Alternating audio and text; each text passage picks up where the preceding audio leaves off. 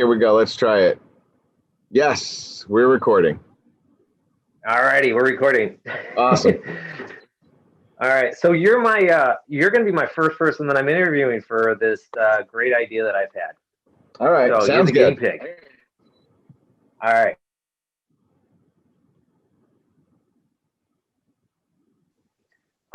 The reason why is basically I've got kind of a little bit of a group that's starting to grow on Facebook, and it's a bunch of people who are kind of into fitness and extreme things and doing all kinds of things, and they just want to do something great this year when it comes to something physical and fitness wise. A lot of them have mentioned Ironman, and well, you're the person I thought of right away. There you go. I know that you do lots of stuff when it comes to Ironman. I know you've done multiple Ironman, and I know that you train people with Ironman. Yep.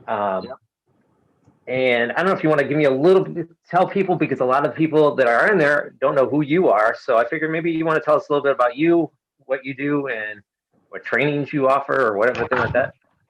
Yeah. In fact, Karen and I are signed up for another one for 2021. We just signed up for Ironman Mont Tremblant. It's a very similar course to Lake Placid, so we were looking just to kind of change the venue up and kind of just give us some difference. All right, so let me go back and let me introduce myself. So Paul Bisaccia, grew up in Westchester. I do remember growing up in the summertime out on Long Island, watching some of the Ironman stuff happen on ABC Wide World of Sports. And I knew it was very long. I knew it was cool. I always was an athlete, so I knew it was something I could do. I knew I could swim. I had a bicycle, and I never really ran long distances, but I figured I was a sprinter and I could always run if I trained to do it. So fast forwarding about 15, 16 years ago, Karen and I decided to move to New Hartford. I was teaching in Westchester. She was teaching in Yonkers and then in Briarcliff. So there was an opening here in New Hartford. We moved up here, and I get here, and Mike Bryce, who's the gym coach, says to me, and this is funny. It's a funny story. He says, so you're wearing an Ironman watch. Did you do an Ironman? I said, no. I said, this is just the Timex Ironman, watch here. He said, well, you can't wear that. It has an M dot on it, which is that little dot up there, there it is. You can't wear that. Yeah, when I was younger, I didn't even know that there was an Ironman. I thought the watch was just the model. Yeah. So I get it. Yeah. So Mike says, well, you can't wear that watch. And I was like, well, I bought it. I'm wearing it. And about a year or two after that, he approached me and said, listen, I'm starting this company. Do you want in on it? And we're doing triathlons.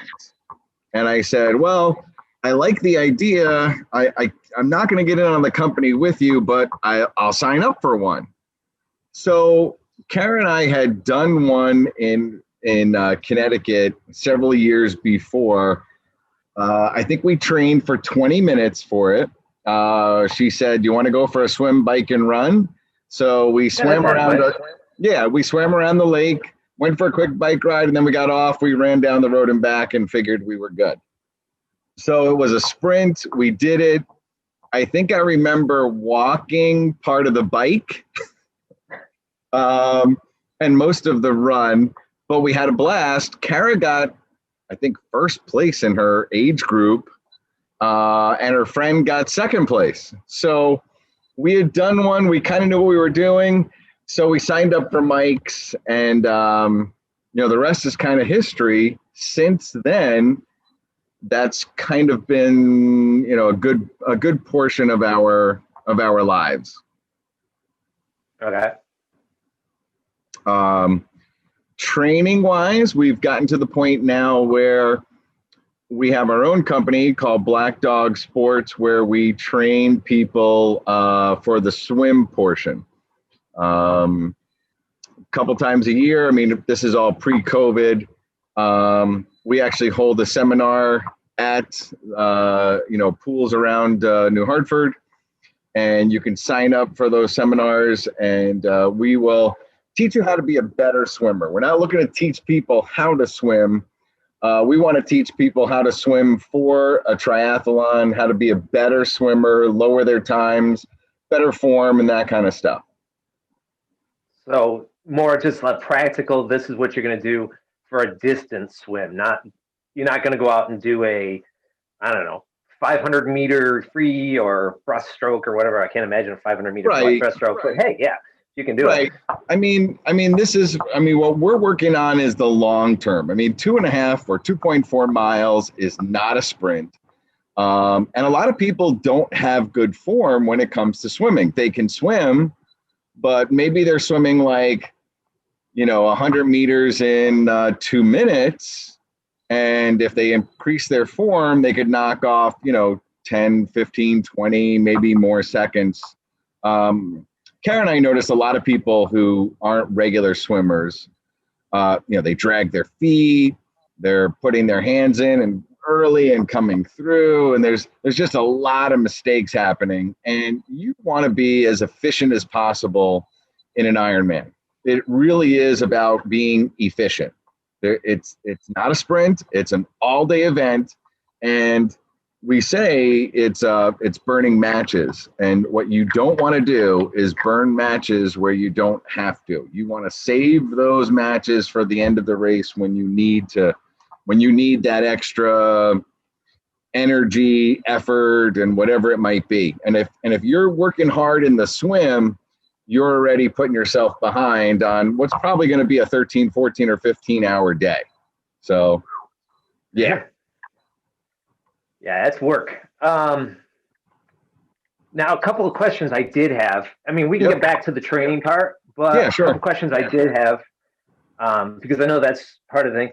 Now, a lot of people I know, they're thinking about doing this for the first time, and then I'm messing around with a little sprint. They're doing at least a half, if not a full, and they're saying, hey, this is where we're going to start.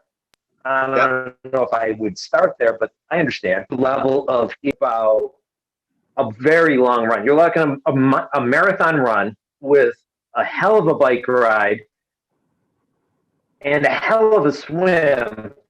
Right. And you're running into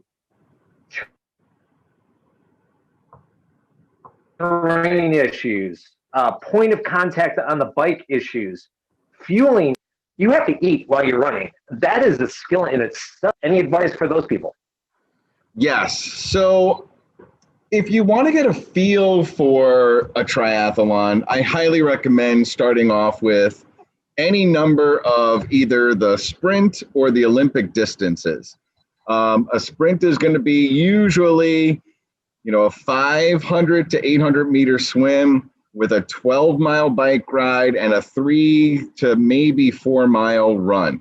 It's fast. It's all out. It's take this off and get rid of this and get on the bike and go. And it's just, you run until you're ready to puke, basically.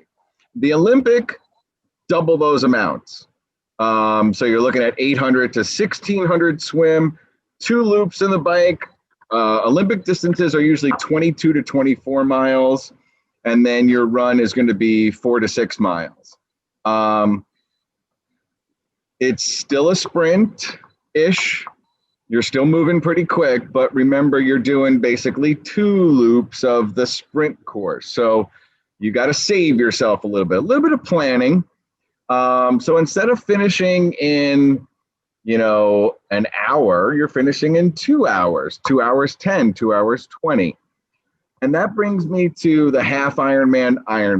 And this is my advice for people who want to get into the sport and possibly do an Ironman. Do not start with a half Ironman. Do not. And here's the reason why. If you're willing to put in the time and effort to train for a half Ironman, the training for a full Ironman is only a little bit more. Okay. And where that little bit more comes into place is on the weekends. The training during the week are identical. Hour run, hour swim, hour bike, hour run, hour swim, hour bike. The weekends are where your half and your full differentiate. For your half Ironman on the weekend bike, you're going to do 3 hours. For your full, you're going to do 4-hour bike ride.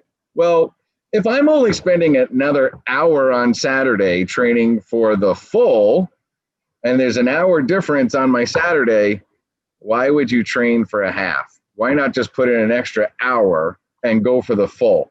Same thing with the run. Instead of an hour run, it's an hour and a half run. 2-hour run, it's a 2.5 to 3-hour run.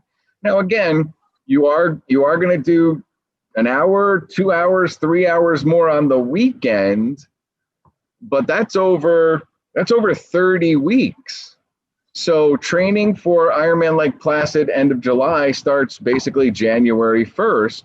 So in the early stages, there are 3, your base, your build, and your peak.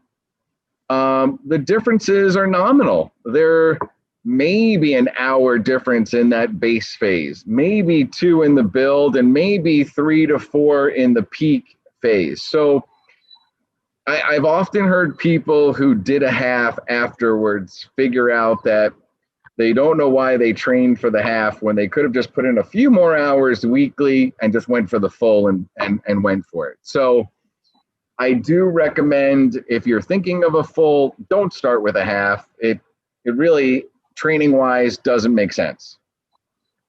Okay. All right. Next question I have is, when it comes to training on a lot of different things, I mean, you know that I come from a lot of different sport background as whatever. One of the things that a smart person that's training for something rehearses, and I think that's the best word for it, is rehearsing for multiple possibilities for what you're going to run into in an event. Yep. Now, you don't know in January when you start training if it's going to be 90 degrees or if it's going to be raining or if there's going to be a 30-mile-an-hour headwind that you're going to be going into on the course. Yep. How would you recommend somebody rehearsing for all of those different? Yeah, that's an excellent question. And I have seen people make this mistake where they do not rehearse for those conditions. So Ironman is frequently referred to in the people who have done it as a journey. And you basically, 90% of Ironman is the journey to get to the starting line. It's the 7, 8, 9 months, however many months you want to train for your event. It's doing that. So when I trained in 2014 for my first Ironman, if it said on the thing, go for a 3-hour bike ride, in April, I went outside and trained for 3 hours outside. Now, I remember my first trip, it was a 3 or 4 hour bike ride. I had ridden from here to Cooperstown. The temperature had dropped to about 42 degrees. And I remember my water bottle had frozen. I had no water. And I got on the phone and I called Kara and I was like, I'm freezing. I have no water. Can you come get me? And she's like, I can, but it's going to be about an hour or 2. She was doing something with the girls. And I was like, well, forget it. I'll just ride home then. And I did. And I remember I said to myself when I got home, well, that sucked, but I got in my 3 or 4 hour bike ride, whatever it was. And the next time I had a long bike ride and it was cold, I knew that I could persevere and get through that. I knew I had to keep my bottles a little warmer in the cold. And maybe sometimes I put it inside my coat instead of outside or on the bike. If it was raining out and thundering and lightning, I rode my bike and I ran in the rain. It didn't matter. And that's how I practiced for that day. When I went up to Lake Placid to train, Karen and I did a group up there. And of course, just like my Ironman weekend, we got there and it was absolutely gorgeous. 75 degrees with a light summer breeze. The sun was shining. partially cloudy. And the training day we went up there, the next day we woke up, it was a torrential downpour. It dropped to 55 degrees, that cold, wet, miserable, windy. We rode the course. Have to. About it was when we were done and we got back to the house, and there were 30 people in this weekend group.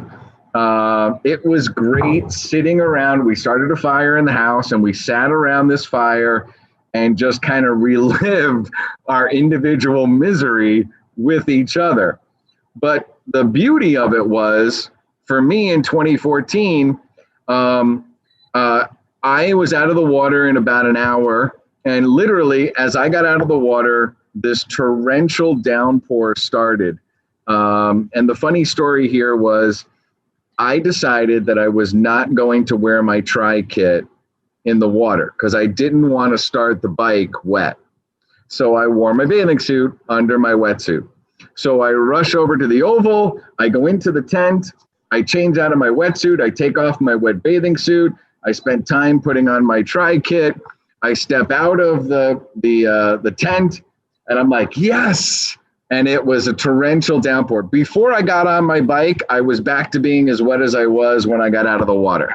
So think of all that time you saved. I lesson learned there, but I had been prepared for riding in the rain. I had done it multiple times. It was not an issue.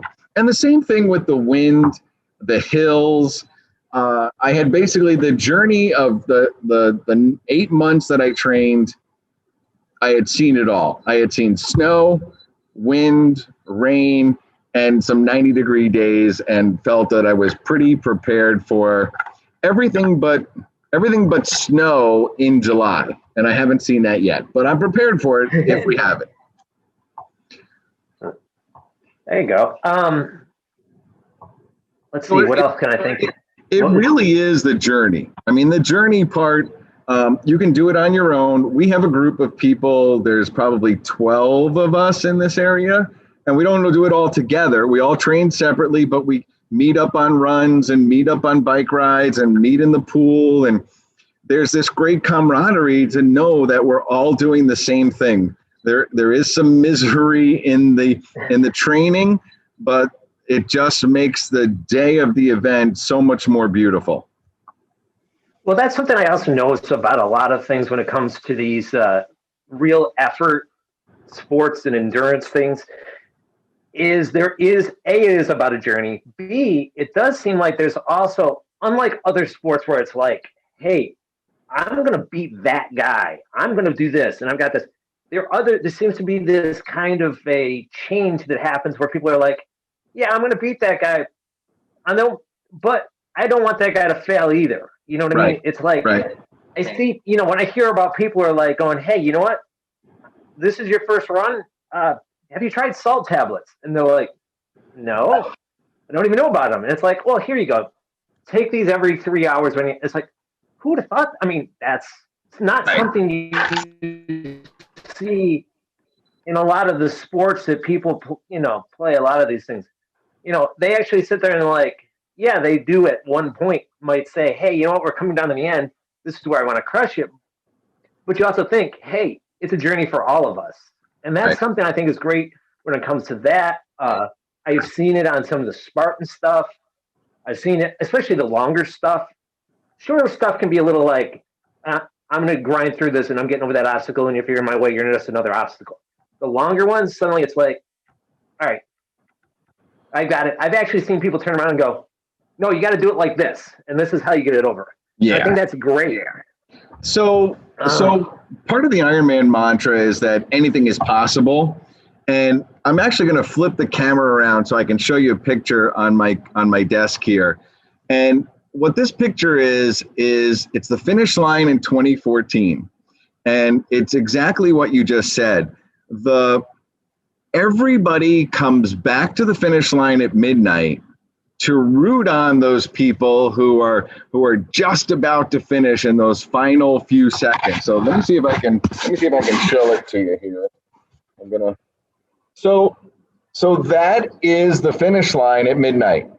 And those people standing in the chute there, those are the two women pros. And what happens at every race is the men and women pros come back at the end of the night to root in all those people at the end of the day. Ironman puts your first name on your bib so that no matter where you are on the course, you're going to hear, hey, come on, Mike. Hey, Paul. Hey, Jim. Hey, Mary. Hey, Sue. Come on, let's go. You can do this. Everybody is really about making sure that your journey ends in a positive experience. Of course, I'm looking to beat the other 50 guys in my age group. But in doing so, I don't want them to not finish, but I'm looking to beat them. Yeah, but the journey, the camaraderie, the things that we have shared all in our shared training results in this end finish line where everybody is rooting on everybody else. And it really is, I've got to say, in my years in sports, in football and baseball and lacrosse and hockey and whatever, I have never experienced an event where it was a race, but everybody wanted everybody to win, you know? So finish and do the best they could. Right. And that's what it really is. And it is probably one of the most positive minded groups that I have ever been in, ever. That's cool. So, all right. Anything else that you want to say? I'll give you an opportunity to say a couple last words that I might not have thought of. Yeah. So, when it comes to people who are thinking about getting into triathlon, like anything else, you just want to get started with what you have. You don't need to go out and buy a really expensive wetsuit. You can swim in a bathing suit. You don't need to go buy a $10,000 or $20,000 bike. My first triathlon was on my mountain bike. It was horrible, but we had a blast doing it. And of course, sneaker wise and whatever, I have seen tons of people who go out and give it a try. And again, it's just really part of the journey. The more serious you get and the more time you want to save, you can definitely start to upgrade your equipment. Something earlier about salt tablets and eating on the run. So there are 3 events in an Ironman: a swim, a bike, and a run. There's actually 4, and it's the nutrition. You cannot finish an Ironman on a peanut butter and jelly sandwich. So a lot of pros are well trained and can do an Ironman at the drop of a dime, but if they don't have their nutrition right, they will never finish in the times or that they're looking for. So what I learned over the years was my first triathlon, I think I went to a birthday party the day before and had tasted just about everything, couple pieces of cake, etc. And that was not conducive to my race the next day. So over the years, we have figured out, and as part of the practice, I practice my nutrition almost daily. So when I do my run or my bike or my swim, I practice what nutrition I plan to use on race day to make sure that it doesn't upset my stomach and I feel okay and it provides enough calories and salt, etc. So that is the 4th event in an Ironman is nutrition, and figuring out how to do it. It's almost scientific. Body weight and sweat rate and heart rate, etc. And this is all part of that 7-8 months that you're getting ready for it. And there's a book called Be Iron Fit that most triathletes who do a full start off with by Don Fink. It's the book I used, and many people have used it. It's a great place to start. It has 3 different levels of Ironman: just finish, a beginner, and then a competitive or expert level. And what it is differences in the amount of time put in your training. So of course, just on average, I do about 12 hours a week in training. during the base phase. And then that'll build. And during the peak phase, I'm up to about 20 to sometimes 30 hours a week in training. So I've got to make sure that I have enough salts for every hour on the bike and the run. I've got, I've preloaded during the swim, and on the bike, I've got the right nutrition, and it's all liquid. There's no solid food throughout the whole thing. You don't want your stomach basically spending any energy digesting if you can take it all, via liquid and everything is good and you're done. So that's the fourth aspect of triathlon. And again, that's just another fun part in trying to figure out what tastes good, what doesn't, what works with your stomach or doesn't. Do you need caffeine at what point, and how much? So there are a lot of aspects, but I find that there are a lot of people, like you said, willing to freely give this information away, myself included. When Kara did her first Ironman, we actually got together as a group, sat around a dinner table, and I literally went through a step-by-step process of what a 15-hour day looks like and what you should think about. Ooh, my chain came off. What do I do? Flat tire, blister, my goggles broke, my wetsuit got a rip. And you just kind of go through all these things that could happen in preparation for it. And you fix what you can, and you move on with what you can't. In one of the Ironman in Hawaii, one of the star pros gets a flat tire. There's no flat tire fixer around. She takes out her tube, puts on a new tube, and accidentally opens up her CO2 cartridge before placing it on the tire. It's all gone. So now she's stranded there, no backup plan. No one can help her. She has to do it herself. And she's just yelling down the line of cyclists, does anybody have an extra CO2? Anyone have an extra? And finally, 5 minutes later, her top competitor comes by, throws her a CO2 cartridge. She gets it on, and she's ready to go. So there was some planning there. She had one cartridge. She made the mistake, and then somebody else helped her out. And there really is, it's that fun part in trying to figure out what you will need over the course of a 15-hour day. Well, actually, my phone is about ready to die, so okay. I'm going to thank you for this. You got it, bud. You had to record it, so you're going to have to send it to me. Yes, I will do that. I'll go from there.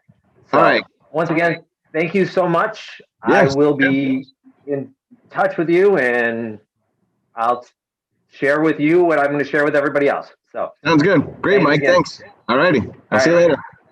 See you. Bye.